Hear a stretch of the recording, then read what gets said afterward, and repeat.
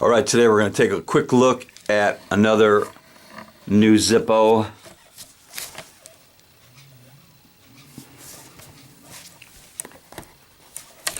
Now this one arrived in the normal Zippo box, the black box, and the label on it says Bond 007 gun logo, and it's got the normal California warning. It seems normal now.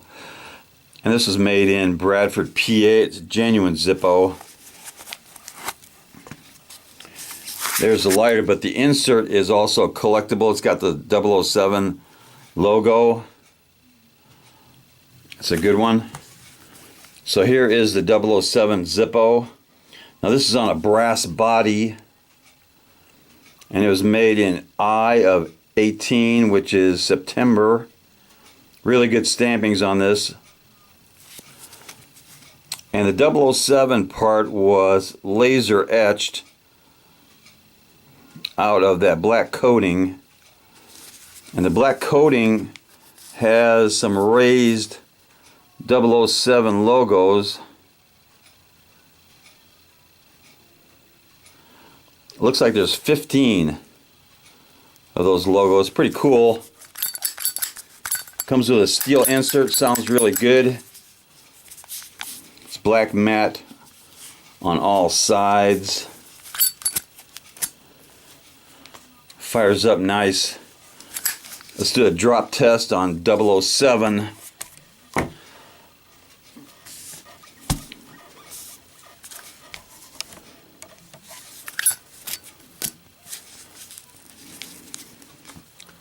I fully expect this one to pass easily. And there is the 007 Zippo passing the drop test quite nicely. This is a good one. And I'm going to put this in my 007 limited 007 collection only because I have just a few. I actually just have two other ones. That Tuxedo is not a true 007, but we're going to put it there for now and give it a little cowbell.